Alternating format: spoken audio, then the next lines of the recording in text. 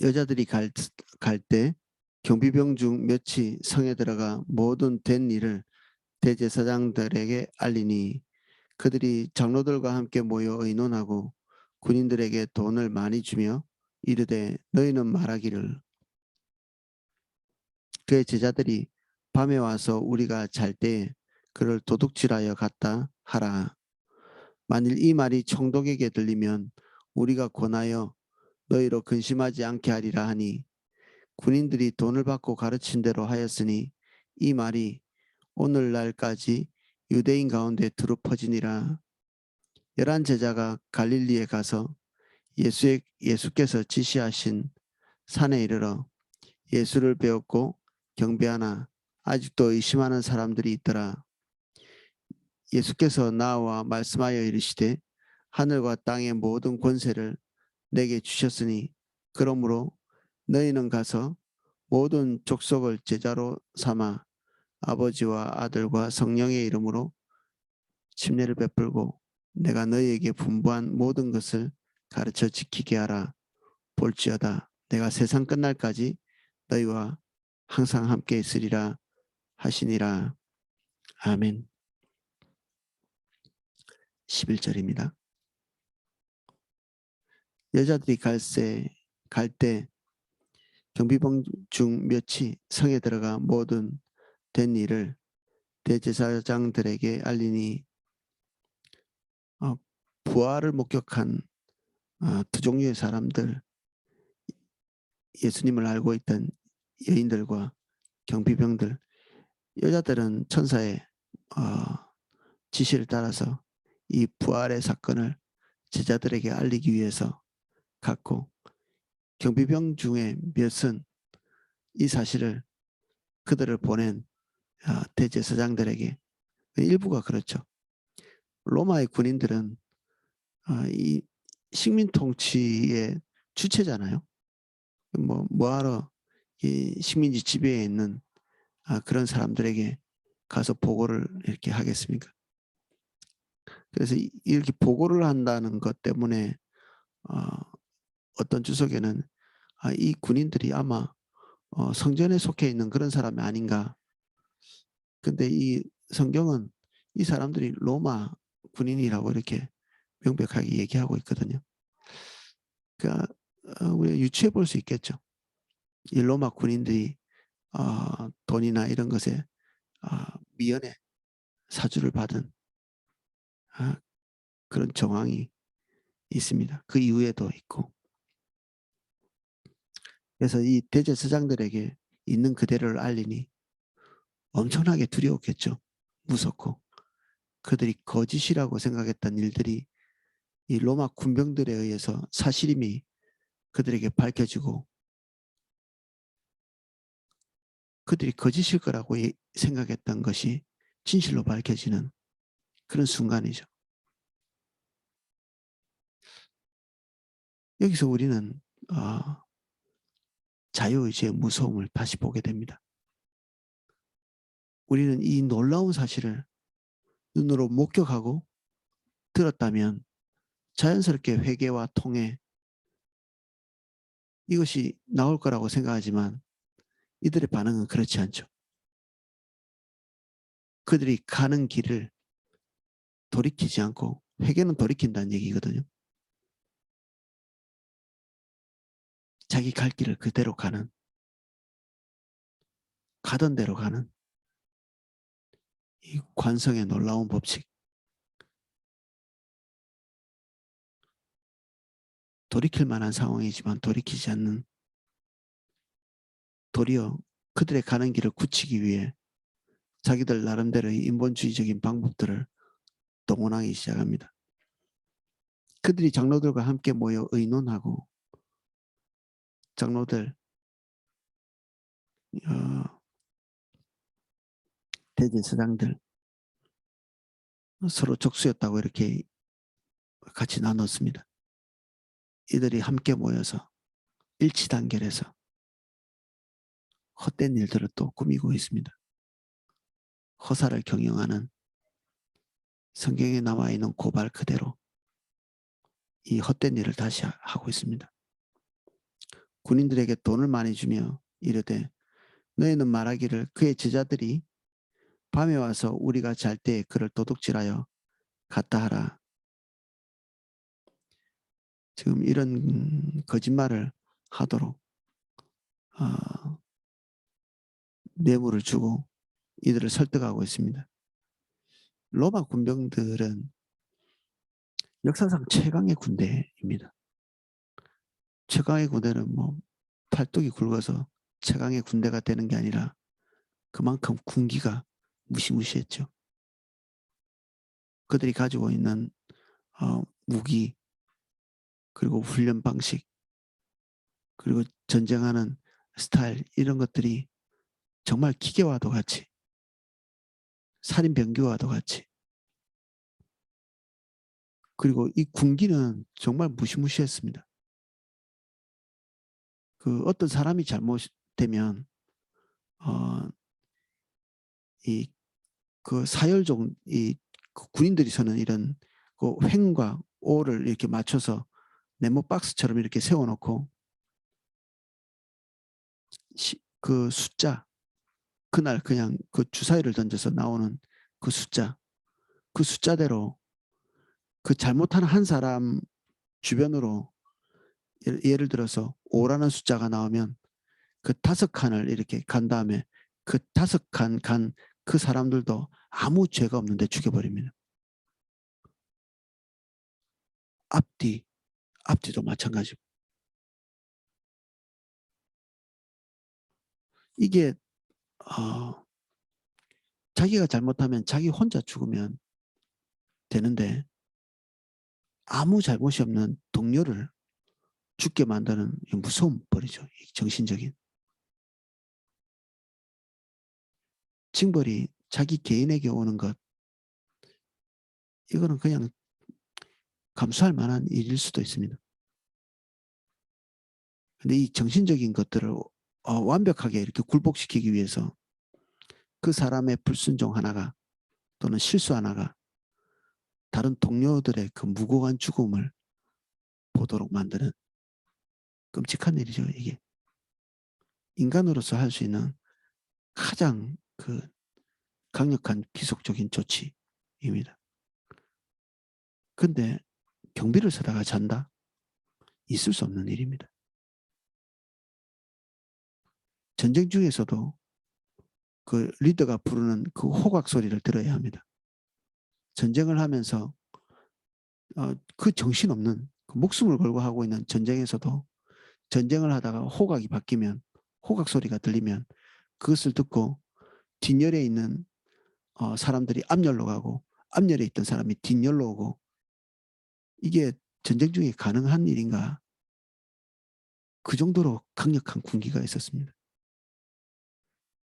그래서 항상 생생한 체력을 가지고 적들과 싸우는 이런 시스템을 가지고 있었던, 이런 거짓말이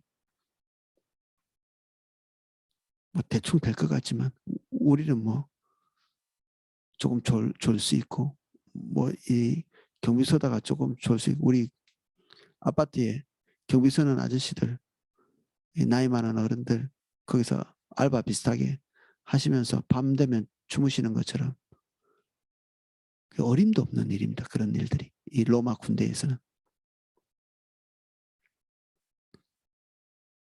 그리고 그들의 임무가 시체를 지키는 것인데 제자들이 훔쳐가게 했다.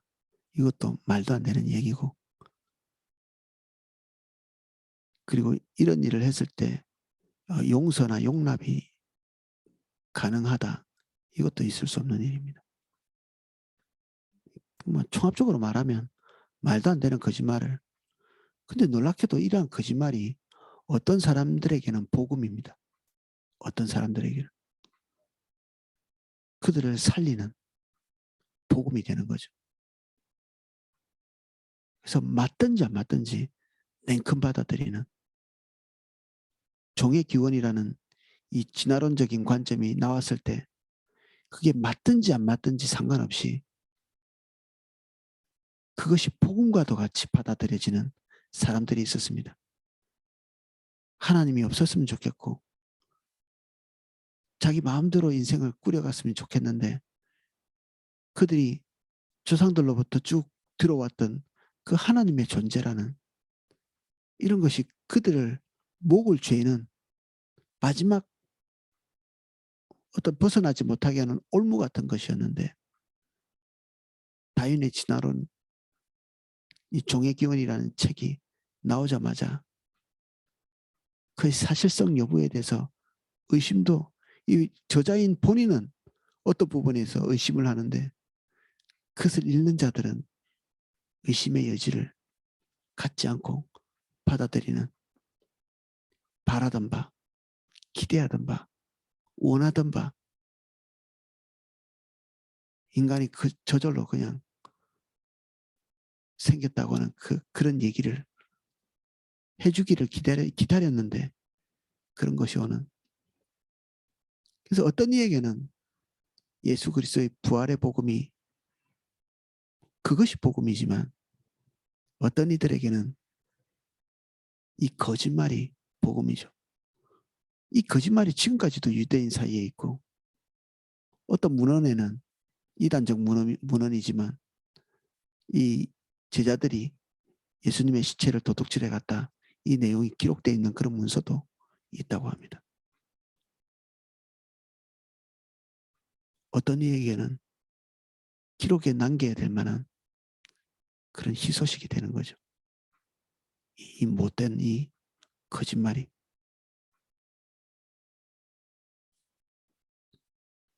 만일 이 말이 총독에게 들리면 우리가 권하여 너희로 근심하지 않게 하리라 하니 이 대제사장들과 장로들이 이 경비병들만 매수하려고 하는 게 아니라 총독까지 매수하려고 하는 거죠. 이대로 실행에 옮겼는지는 모르지만 얼마든지 있을 만한 일이고 사도 바울이 이방에서 예루살렘 교회에 구제를 하기 위해서 거액의 연보를 거두어서 예루살렘 교회에 도착해서 예루살렘 교회에 전달했다는 소식이 총독에게 들리니까 사도 바울을 매일 초청해서 얼굴을 보잖아요. 그 의도는 어떻게 한몫 잡아서 사도 바울이 거액의 돈을 가지고 다니는 사람인 줄 알고 늘 초청하고 듣고 총독들도 그런 것들을 되게 원했던 것 같죠. 사사로운 돈을 착복하는 서로 잘 맞는 거죠. 진짜 돈으로 매수했는지 안 했는지 나오지는 않지만 얼마든지 가능하다. 그렇게 유추해 볼 수 있습니다. 군인들이 돈을 받고 가르친 대로 하였으니 이 말이 오늘날까지 유대인 가운데 두루 퍼지니라. 이 나쁜 일도 효과가 있어서 그대로 작동하기 시작하고 이 거짓말도 믿는 자가 있어서 열매를 맺습니다. 그러나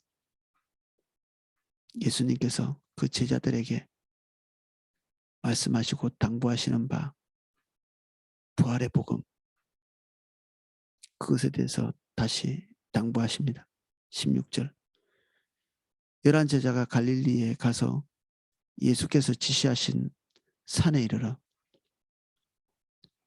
예수를 배웠고 경배하나 아직도 의심하는 사람들이 있더라. 정작 예수님의 제자 안에서도 예수님의 부활을 미심쩍어하는 오죽하면 가연설 같은 이단들이 나왔겠나 싶습니다. 어떻게 사람이 부활에 대해서 상상이나 해볼 수 있겠습니까? 한 면에서는 받아들여지는 또 한 면에서는 예수님이 거듭거듭 말씀하신 제3일에 살아나리라 그 말이 정말 믿어지지 않는 많이 들었지만 우리 마음이 그거를 수용하지 않으면 이 귀에서 이게 들리지 않는 것처럼 이렇게 되는 거죠. 예수님의 부활의 그 모습을 보면서도 도대체 이게 뭔가 이상이 있는 일이 아닌가 보면서도 믿지 못하는,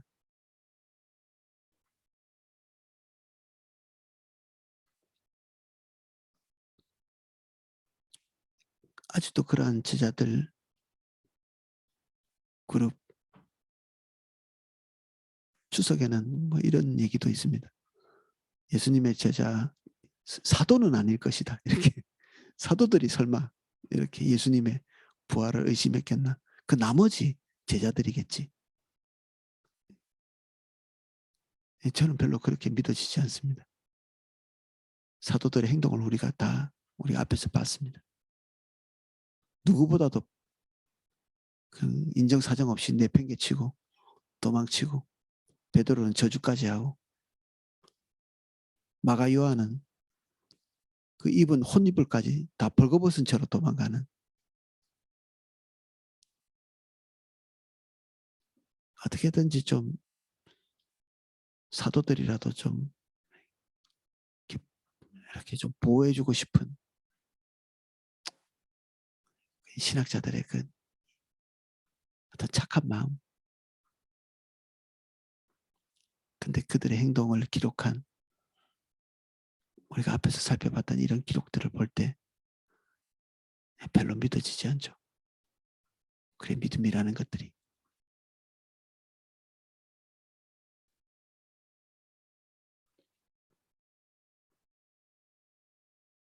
그런데 뭐 사도들도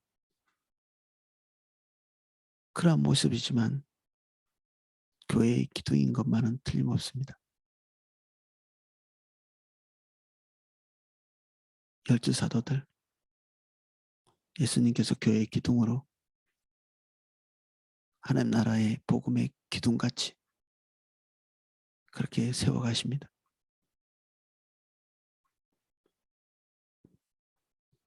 예수께서 나와 말씀하여 이르시되 하늘과 땅의 모든 권세를 내게 주셨으니, 우리 언뜻 제가 초신자 때 이걸 읽을 때 이런 식으로 읽기도 했습니다. 아, 하늘과 땅의 권세를 나한테 주셨구나. 예수 믿는 사람한테. 나가 예수님입니다. 이게 우리에게 주신 게 아니고 예수님에게 주신 것입니다. 하늘과 땅의 모든 권세를 지금 내게, 지금 예수님이 말씀하시는 거잖아요. 하나님 아버지께서 하늘과 땅의 모든 권세를 우리에게 준 게 아니라 예수님께 주신 것입니다. 그런데 희한하게도 뭔가 해야 되는 명령은 제자들과 우리에게 돌아옵니다.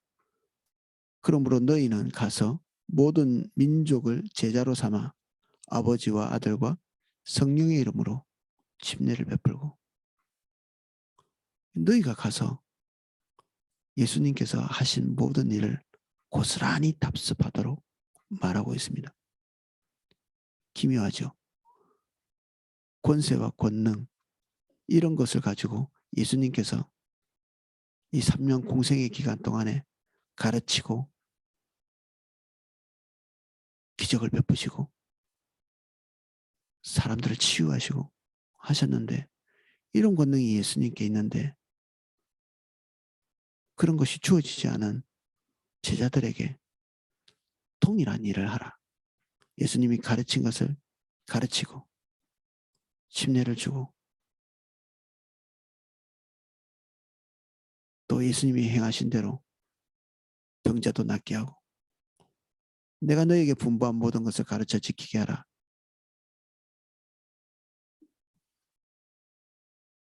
가능하지 않은 것들을 요청하시는 거죠.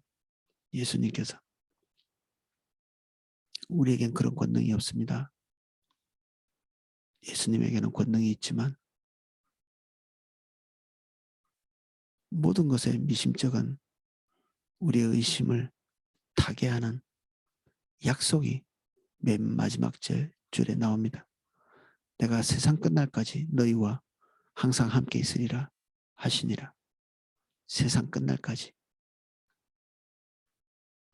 우리의 종말이 아니라 역사의 종말이 찾아올 때까지 예수님께서 함께 하시겠다. 그리스도인에게 가장 위로되는, 이보다 더 위로되는 격려가 없죠. 제자들에게도 마찬가지였을 것입니다. 주님을 떠나서는 예수님께서 말씀하신 그 어떤 것도 우리의 실행에 옮길 수가 없습니다. 뭐 해볼 수는 있겠죠, 노력은. 근데 그것에 대한 아무런 열매도 손에 쥐지 못하고 당연히 하나님께도 드리지 못할 것입니다. 지극히 높은 명령이라고 지상명령이라 이야기하죠. 그러나 이것이 주님 없이 되어지지 않는다. 주님을 놓치면 아무것도 할 수 있는 일이 없다. 그래서 이 해선이 모임이 3주째 어제 기도회를 마치고 내려왔는데 한 일은 선교를 잘하기 위해서 몸부림치는 기도를 한 것이 아니라 예수 그리스도와 함께 있기 위해 그 시간을 주님과 함께 교제하고 보내는, 왜 그것이 전부이기 때문에 그렇습니다. 해선이 모임이 아니라 어떤 다른 모임이라 할지라도 어떤 모임을 어떤 주제를 가지고 모인다 할지라도 혹시 그러한 책임을 맡았다 할지라도 우리의 관심사는 주님과 함께 있는 것이 되어야 합니다. 그래서 누가 여러분들에게 어떤 주제로 기도의 인도라든지 이런 것을 맡기시거든 특별히 그런 주제를 가지고 기도하기 위해 분투하지 마십시오. 그 주제를 가지고 단 한마디의 입에 담지 않는다 할지라도 우리보다 더 그 일을 온전케 하시기를 원하시는 것이 주님이시기 때문에 그분이 오셔서 함께 하시고 임재하시고 그분이 먼저 앞서서 가실 때 그 모든 것들은 온전하게 세워지게 되어 있습니다. 어제는 특별히 김세민 선교사님, 목사님이셨죠. 그분도 같이 기도에 참여하면서 같이 기도했는데 예, 그분이 계신 자리에서도 함께 선교의 주체가 우리가 아님을, 우리의 헌신 때문에 선교가 일어나지 않음을 재차 주님 앞에서 확인했습니다. 주님이 선교의 주체이시다. 우리가 해야 할 일은 사명이 크면 클수록 주님의 은혜 안에 깊이 들어가는 것, 그분과의 살가운 교제, 그 어떤 사람보다 더 친근하고 친밀한 그 관계 안으로 들어가는 것, 이게 우리가 이 세상 끝날까지 가져가야 될 요소입니다. 주님과의 친밀한 교제는 포도나무교의 독특한 요소입니다. 이게 거짓말입니다. 포도나무교의 독특한 요소가 아니라 모든 믿는 자의 기본적인 일이죠. 이 지구상에 있는 모든 그리스도인들이 예수 그리스도와의 친밀한 교제 안에 머물러야 합니다. 우리 교회도 당연히 필요하고 샘물교 선교회도 필요하고 모든 선교지에 필요한 가치입니다. 오늘로서 마태복음을 마쳤습니다. 아직 다음 어떤 본문을 해야 될지 결정을 못했는데 혹시 이렇게 알기를 원하시는 성경 본문이 있으면 그것을 선택하는 데 참고하도록 하겠습니다. 문자 주시면 그걸 살펴보고 기대하는 바는 성경 전체를 같이 살펴볼 수 있는 날을 마치는 날이 있기를 원합니다. 제가 기도하고